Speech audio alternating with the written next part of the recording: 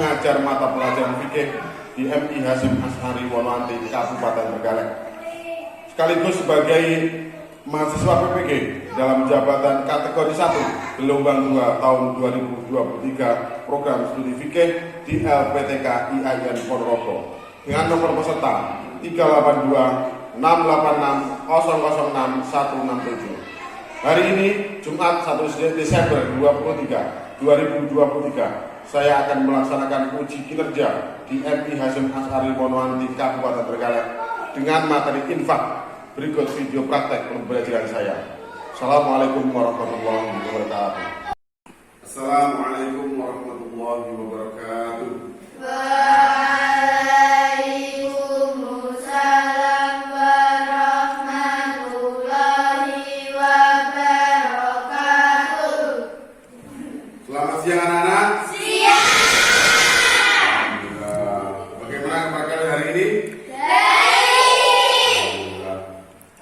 Hari ini kita bertemu kembali kalian dengan saya dalam pembelajaran fikih dengan materi infak. Namun sebelum pembelajaran fikih dilaksanakan, tentu akan lebih indah segala sesuatu itu apabila dimulai dengan berdoa. Maka dari itu, sebelum pembelajaran dimulai, marilah kita berdoa bersama-sama yang akan dipimpin oleh ketua kelas. Silakan ketua kelas untuk memimpin doa depan. Berdoa mulai. A'udzu billahi minasy syaithanir rajim. Bismillahirrahmanirrahim. Raditu billahi rabba wa bil islami dina wa bi Muhammadin nabiyyan wa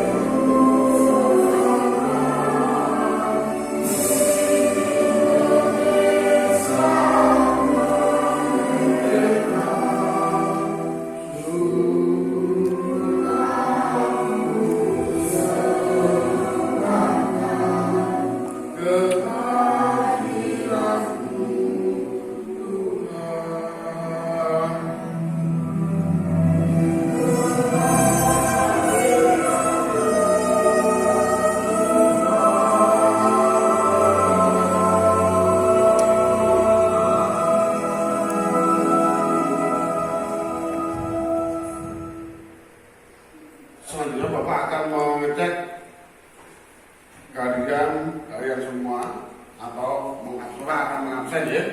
Bapak akan mengabsen dulu. Diva Anggun Oktaviani. Dia Ayu Kusumawi. Sakit. Ya sakit. Kita doakan semoga cepat sembuh ya. Gibran Cahya R. Halimatus Budiarti. Mosa Safana. Nurul Laili Limah. Olivia Ainul Rahmah. Seli Nazawa Maurel. Syifa Rahmalia. Dan untuk teman kita yaitu dia Ayu Kusuma Wadani, semoga dia cepat sembuh dan bisa belajar bersama-sama dengan kita kembali masuk sekolah ya. Anak-anak, seperti yang telah Bapak sampaikan tadi bahwa kita akan mempelajari tentang infak. Nah, sebelum kita masuk lebih jauh mendalam mempelajari tentang infak, perlu diketahui bahwa pembelajaran infak kali ini ada beberapa indikator. Nah, indikator pembelajaran infak yang pertama adalah kalian para siswa itu mampu menjelaskan pengertian infak. Yang kedua, kalian para siswa mampu menyebutkan dalil infak. Selanjutnya, menyebutkan hukum infak. Jadi indikator yang keempat nanti bahwa indikator belajar kita kalian mampu menyebutkan hukum infak. Terus yang indikator yang terakhir bahwa kalian para siswa itu bisa menjelaskan pelaksanaan tata cara infak. Itu 5 indikator terkait pembelajaran infak pada siang hari ini. Nah, selanjutnya setelah indikator ada tujuan pembelajaran. Nah, tujuan pembelajaran materi infak kita pada hari ini adalah kalian para siswa mampu menganalisis ketentuan infak. Menganalisis ketentuan infak berdasarkan pengetahuan secara faktual serta menerapkan tata cara infak dengan baik dan benar sebagai implementasi keimanan serta mewujudkan rasa peduli terhadap sesama. Itulah indikator dan tujuan pembelajaran kita pada siang hari ini dengan tema infak. Anak-anak, apakah kalian pernah mendengarkan kata infak? Apa yang kalian ketahui tentang infak? Nah, pernahkah kalian melaksanakan infak? Nah, itu sebenarnya secara tidak langsung mungkin kalian atau bahkan sering melaksanakan, tetapi untuk lebih detailnya terkait dengan apa sih pengertian infak itu nanti kita akan bahas bersama-sama di belakang. Namun untuk selanjutnya coba kalian amati video yang akan saya tampilkan nanti ya. Amati dengan bersama apa sih, terdapat materi apa sih di dalam video tersebut. Kalian amati, kemudian nanti akan ada tugas-tugas yang akan Bapak berikan atau yang perlu kalian laksanakan terkait dengan materi dalam video tersebut ya, gitu ya. Nah, coba sekarang langsung saja kalian amati video yang akan saya putar berikut ini.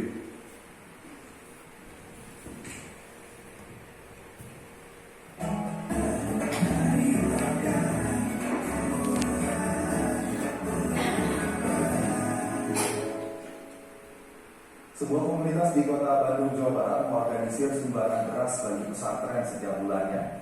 Komunitas ini berharap pesantren tidak perlu khawatir lagi dengan kebutuhan beras mereka dan bisa mengalihkan dana dari beras tersebut untuk kebutuhan lainnya. Gerakan infak beras mulai berdiri di Bandung sejak 2016. Sejak itu, setiap bulannya mereka mendonasikan beras ke berbagai pondok pesantren di sekitar Bandung, terutama pondok pesantren Yatim Piatu, penghafal Quran, dan yang tidak mempunyai biaya bagi santrinya. Kini setiap bulan, sudah ada 56 pesantren yang menjadi daftar tetap menerima gerakan infak beras Bandung. Dalam menjalankan aksinya, gerakan infak beras menjadi relawan bernama Pasukan Amal Soleh atau Paskas. Selain bertugas mencari donatur, mereka juga mendistribusikan beras langsung ke berbagai pesantren. Kini Paskas gerakan infak beras mencapai 100 orang dan sudah berhasil mengumpulkan hingga 1.300 donatur setiap bulannya. Donasi yang berkumpul itu sudah mencapai 100 juta lebih, dan kalau kita totalkan dari beras itu kurang lebih sudah mencapai 10 ton. Nah, 10 ton ini sudah bisa kita distribusikan langsung ke para sahabat yatim dan para penghafal. Kurang lebih ada 56 pondok dan 3.200 santri yang menikmati beras dari kami secara gratis. Beras yang mereka bagikan berasal dari donatur atau yang disebut dengan orang tua asuh. Orang tua asuh ini kemudian menyisihkan Rp25.000 setiap bulannya untuk diberikan beras bagi para santri. Ada beberapa alasan bagi orang tua asuh mau menyumbangkan uangnya bagi gerakan ini. Alhamdulillah saya mendapatkan banyak kemudahan sih dari itu. Terus makanya saya sekuat tenaga mencoba menyisihkan walaupun tidak banyak tiap bulannya. Saya mencoba menyisihkan buat mereka gitu. Dan memang setiap bulan itu ada report sih ke kita gitu. Kemana saja tujuannya jelas gitu. Dengan perhitungan satu santri menghabiskan 5 kg beras setiap bulannya, maka setiap santri mendapatkan jatah beras yang berbeda. Kali ini 50 kg beras disiapkan untuk didistribusikan. Beras-beras ini akan kita distribusikan ke pondok pesantren dengan caranya hari ini ada dan menerima.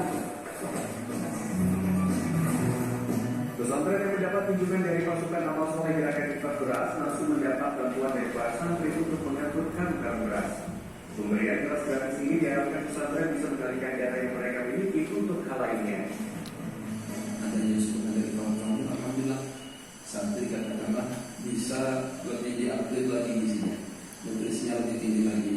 Sebab jatah yang biasanya untuk beli beras santri yang lain, untuk buah, untuk susu, untuk dan sebagainya, merasa terbantu dan merasa santri juga merasa berterima kasih terhadap bantuan yang telah diberikan terhadap pesantren Saman dan Mahasiswa Rasul ini. Mudah-mudahan menjadikan motivasi, menjadikan keberkahan buat semuanya. Gerakan infak beras terdapat juga di 44 kota lainnya di Indonesia. Tujuannya untuk membantu pesantren dengan cara memberi beras agar para santri tidak ada yang tidak makan nasi. Wilam Nasution, Rusman Rusmana, Bandung. Selanjutnya anak-anak, setelah kalian memperhatikan materi atau video tersebut, maka selanjutnya tugas kalian nanti berdiskusi terkait materi yang ada pada video tersebut. Nah, sebelumnya Bapak akan membagi kalian dalam 3 kelompok. Nah, nanti setiap kelompok setelah melaksanakan diskusi terkait materi, nanti setiap kelompok maju satu persatu untuk mempresentasikan hasil dari video yang telah kalian diskusikan oleh kelompoknya. Begitu ya? Ya. Komunitas di Kota Bandung mengorganisir sumbangan beras bagi pesantren setiap bulannya. Komunitas ini berharap pesantren tidak perlu khawatir lagi dengan kebutuhan beras mereka bisa mengalihkan dana dari beras tersebut untuk kebutuhan lainnya. Gerakan infak beras mulai berdiri di Bandung 2011. Sejak itu setiap bulan mereka mendonasikan beras ke berbagai pondok pesantren di sekitar Bandung, terutama pondok pesantren Yatim Piatu, penghafal Quran, dan yang tidak mempunyai biaya bagi santrinya. Kini setiap bulan sudah ada 26 pesantren yang menjadi daftar telah menerima gerakan infak beras Bandung. Dalam menjalankan aksinya, gerakan infak beras menjadi relawan bernama Pasukan Amal Soleh atau Paskas. Selain bertugas mencari donatur, mereka juga mendistribusikan beras langsung ke berbagai pesantren. Jadi Paskas gerakan infak beras mencapai 100 orang dan sudah berhasil mengumpulkan hingga 1.300 donatur setiap bulan. Donasi yang berkumpul itu sudah mencapai 100 juta lebih, dan kalau kita totalkan dari beras itu kurang lebih sudah mencapai 10 ton. Nah, 10 ton ini sudah bisa kita distribusikan langsung ke para santri dan para masyarakat kurang lebih ada 2 pokok dan 3.200 saja yang menjadi yang menerima oleh beras dari kami. Silakan. Beras yang diberikan berasal dari Belarus atau yang disebut dengan beras palsu. Beras palsu itu kemudian diisikan 2 setiap bulannya.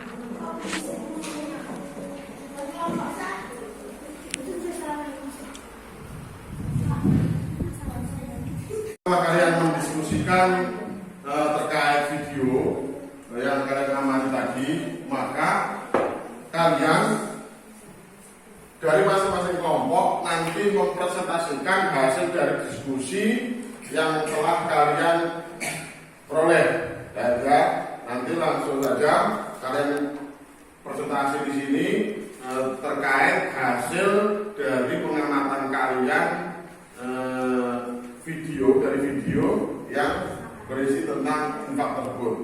Nah, selanjutnya langsung saja kelompok 1 silakan untuk maju ke depan mempresentasikan hasil dari diskusinya.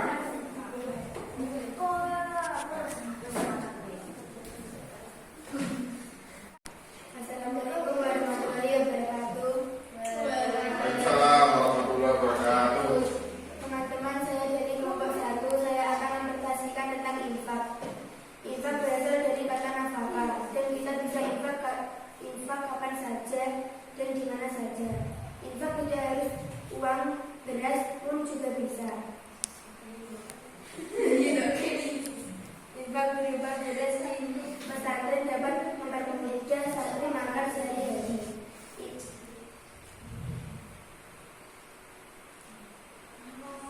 Demikian, assalamualaikum warahmatullahi wabarakatuh. Waalaikumsalam warahmatullahi wabarakatuh. Nah, alhamdulillah tadi kelompok 1 sudah mempresentasikan hasil. Yo, selanjutnya kelompok 3. Waduh, ayo. Ya. Ayo.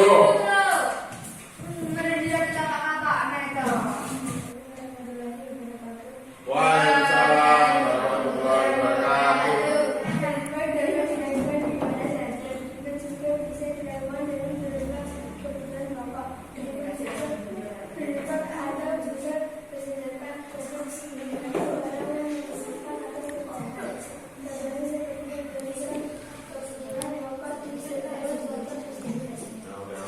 Setelah kalian tadi menyimak video terkait dengan materi infak, Bapak akan selanjutnya memberikan sedikit penguatan terkait materi infak. Nah, Allah Subhanahu wa Ta'ala memerintahkan kepada umatnya untuk saling tolong menolong. Apa? Saling tolong menolong. Maka dari itu termasuk tolong menolong dalam hal kebaikan. Nah, maka dari itu infak ini merupakan suatu ibadah yang juga dianjurkan oleh Allah Subhanahu wa Ta'ala, suatu ibadah yang juga dianjurkan dalam agama kita, ya, agama Islam dalam tentang infak. Yang pertama adalah pengertian dari infak. Jadi pengertian infak itu secara bahasa adalah membelanjakan. Infak secara bahasa itu artinya membelanjakan. Dan secara istilah, infak itu adalah menafkahkan atau membelanjakan sebagian harta benda yang dimiliki di jalan yang diridhoi oleh Allah Subhanahu wa Ta'ala.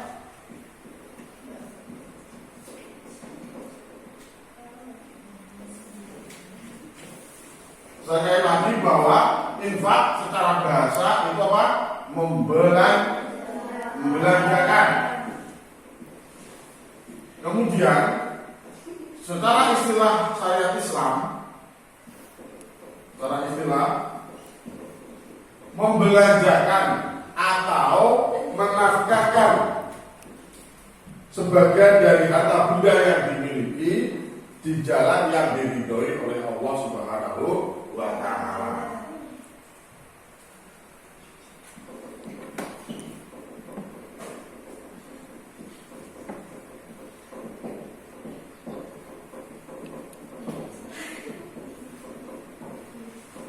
Ini adalah pengertian dari infak.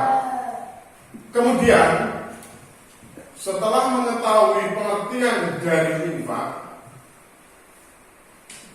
dalil atau berdasar dianjurkan tentang infak itu disebutkan di dalam Al-Quran dan Al-Hadis banyak diterangkan. Karena infak itu merupakan perbuatan yang mulia dan diperintahkan oleh Allah Subhanahu wa Ta'ala. Dasar dianjurkan infak itu adalah di dalam surat Al-Imran ayat 92, yaitu lan tanalul birra hatta tunfiqun mimma tuhibbun wa ma tunfiqu min syai'in fa innallaha bihi alim. Artinya,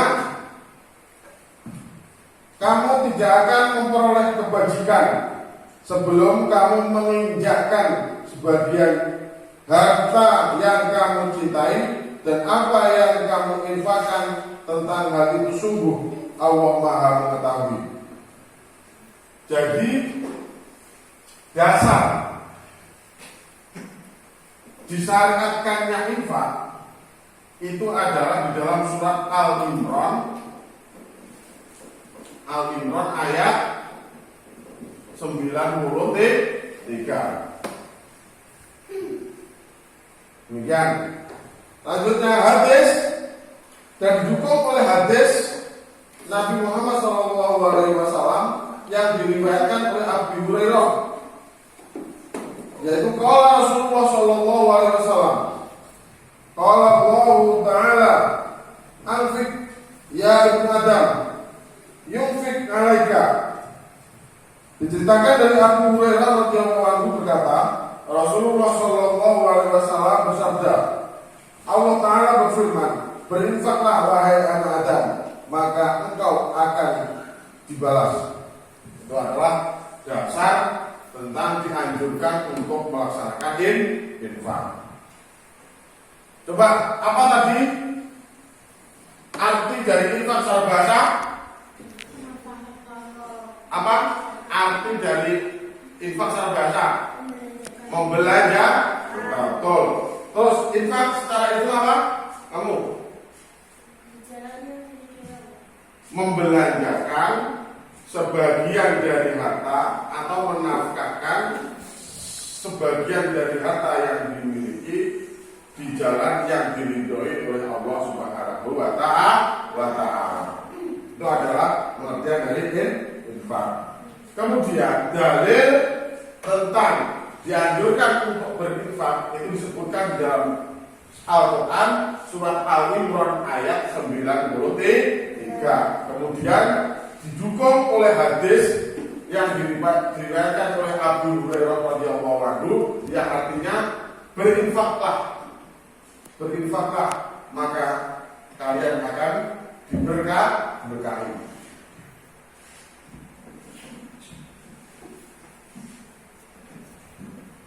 Berinfaklah maka kalian akan dibalas.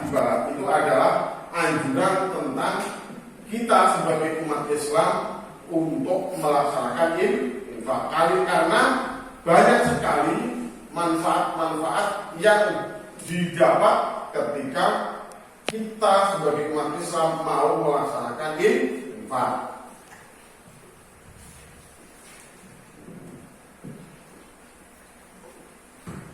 Nah, selanjutnya hukum infak. Hukum infak itu ada macam-macam. ada beberapa macam hukum dari infak. Yang pertama adalah infak wajib. Apa sih infak wajib? Infak wajib itu adalah berarti hukumnya wajib untuk mengeluarkan. Wajib untuk mengeluarkan. Contohnya membayar zakat, terus membayar mahar pengantin itu wajib. Terus menafkahi istri yang ditalak dan masih dalam waktu iddah. Kalau orang itu yang ditalak dalam waktu iddah itu wajib seorang suami yang telah mentalak istrinya sebelum waktu habis iddah itu untuk memberikan nafkah. Berarti kalau kemudian menafkahi istri itu juga wajib. Kalau Gibran, andai kata Gibran menikah punya istri, maka Gibran wajib untuk menafkahi istrinya, ya, itu wajib. Nah, hukum yang kedua adalah sunnah, infak sunnah.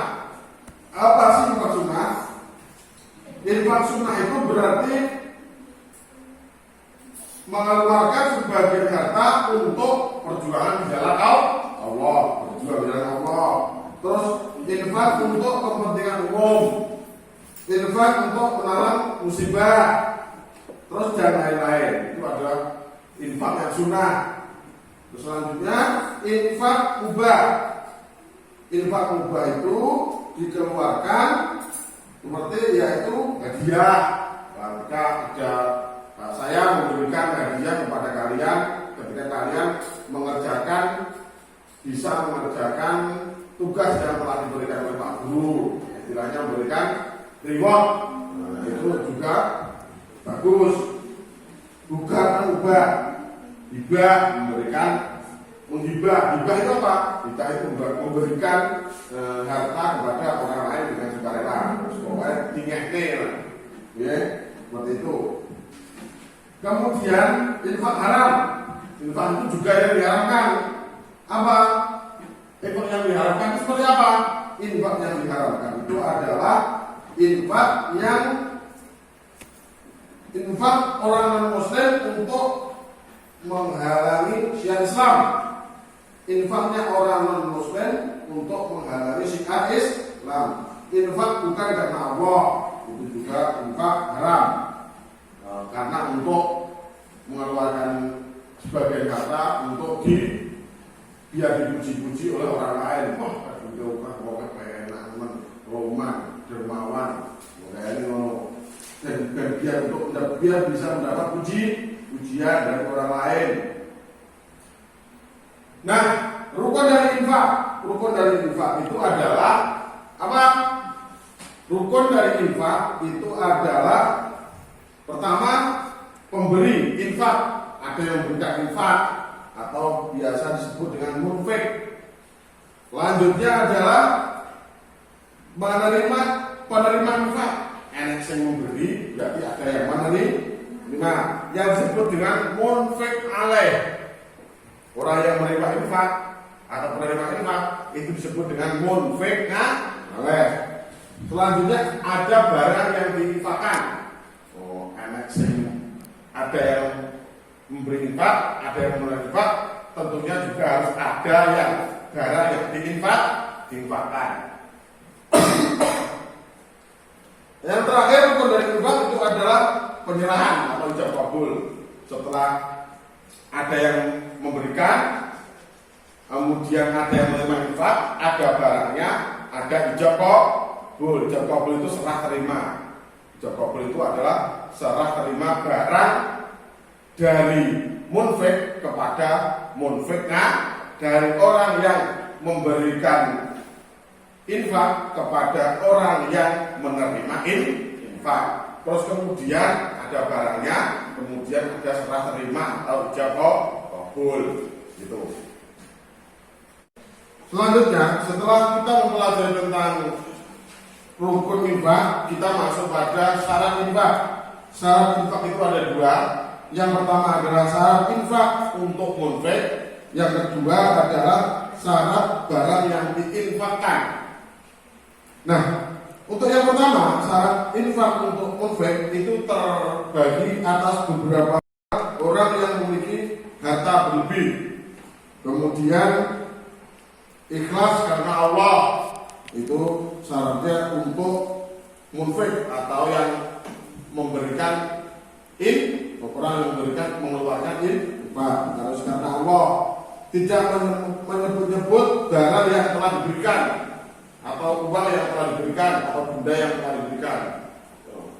Setelah diberikan itu ya sudah, jangan disebut-sebut, jangan ceritakan kepada orang lain. Terus kemudian yang terakhir adalah tidak menyakiti orang yang menerimanya. Setelah diberikan infak ya sudah, jangan menyakiti orang yang menerima infak. Jangan diolok-olok, dilok kere, ratu nyambut gawe, misalnya menongkot tak parah. Jadi ketika memberikan infak ya juga harus diberikan dengan sukarela, sudah, tidak usah menyakiti orang yang telah menerima infak. Yang syarat yang kedua, bagi barang yang diinfakkan, barang yang diinfakkan yaitu atau harta yang boleh ditasarufkan atau dibelanjakan, misalnya duit, menonton yang boleh diinfakkan seperti uang dan harta-harta yang boleh ditasarufkan. Nah, dua terpilih, sudah terpilih harta yang diperjualbelikan, orang yang sah pemiliknya, sah menerimanya tanpa adanya pengganti. Jadi barang yang diinfakkan itu tidak bisa diganti. Gitu. Demikian mungkin begitu anak-anak materi singkat penguatan terkait dengan infak. Dari materi tadi mungkin ada pertanyaan dari anak-anak. Sudah ya? Kalau sudah, alhamdulillah. Demikian anak-anak pembelajaran infak kita pada hari ini. Semoga dengan materi infak kita pada pagi hari ini atau siang hari ini bisa menambah wawasan kita, dan semoga kita diberikan ilmu yang berkah manfaat. Nah, untuk menutup mengakhiri kegiatan kita belajar kita pada hari ini, marilah kita bersama-sama membaca doa. Semoga untuk kegiatan berikutnya kita selalu diberikan kesehatan oleh Allah Subhanahu wa Ta'ala dan bisa melakukan aktivitas pembelajaran dengan lancar sehingga mencapai apa yang telah kalian cita-citakan. Berdoa mulai. A'udzu billahi minasy syaithanir rajim. Bismillahirrahmanirrahim. Wal 'asri innal insana lafi khusr illa alladzina amanu wa 'amilus shalihati wa tawassaw bil haqqi wa tawassaw bis sabr. Rabbana atina fid dunya hasanah wa fil akhirati hasanah wa qina adzabannar. Alhamdulillahi rabbil alamin. Amin. Assalamualaikum warahmatullahi wabarakatuh. Waalaikumsalam warahmatullahi wabarakatuh.